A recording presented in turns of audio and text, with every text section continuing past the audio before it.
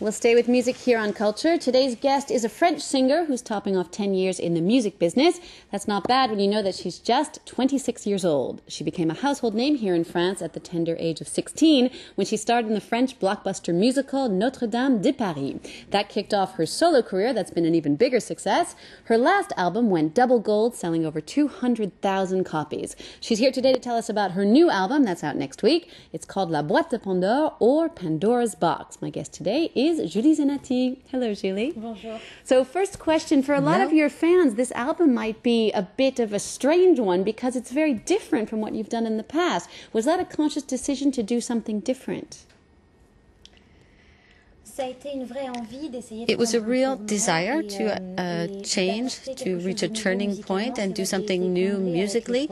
I was very complete and satisfied with the previous 3 albums, but I still enjoyed mixing genres. I had initial experience with a rapper called Passy. These were 2 different universes meeting, and I just wanted to go further in this type of desire because it's really part of my culture, hip-hop, rap. These are some of the initial types of music I ever listened to. So I really wanted to mix up variety pop and hip hop. So that's what came out of, that's what brought Pandora's Box. Okay, now let's take a look at that first single off of your new album. This single is called Tango Princess.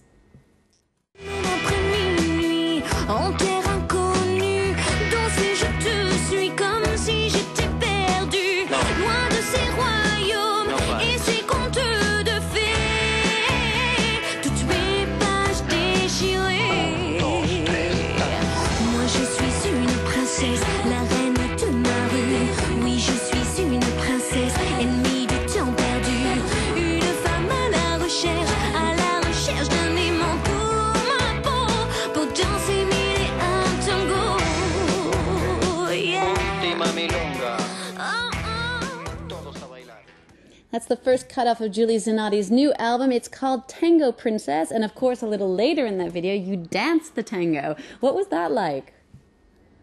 It was an experience that was quite pleasant but hard because it's not really the dance that I know how to do best. I'm not really that good at dancing, although I've danced a lot. Unfortunately, I'm not that great at it.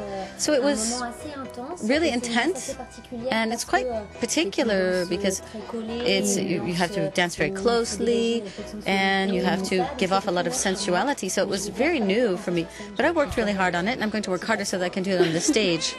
We can call you the French Jennifer Lopez, maybe. Okay, Julie, let's go back. About 10 years ago, you were in the French musical comedy Notre-Dame de Paris. It was a huge success, not only in France, but around the world. 6 million people saw it. You were very young, 16 years old when you played Floridis. What's your main memory now of that time?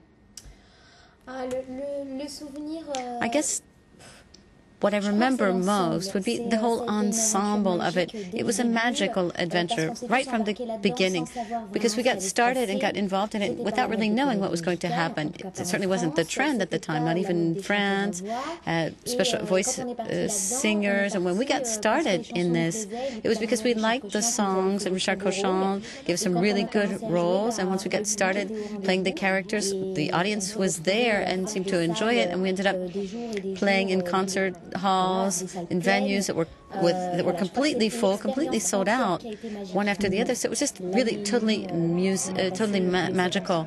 I mean, everything, the whole ensemble of it is what sticks in my mind. And then, of course, after that, you went on to do your first solo album where you worked with the French rapper Passy. You work with French rappers again on this album, the 4th, most notably, perhaps for our international viewers, MC Solar. Tell us about working with him on the song Pandora's Box, La Boîte de Pandore. When I work with Claude, it's something that we've been doing throughout time.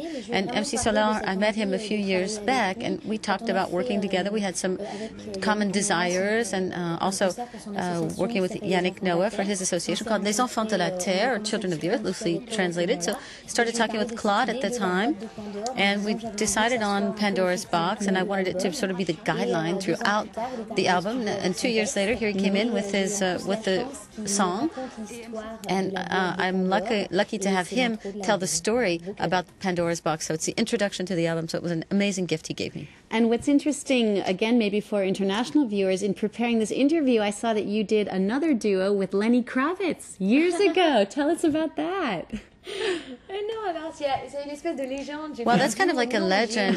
A duet, not really, but I got to sing two of his compositions.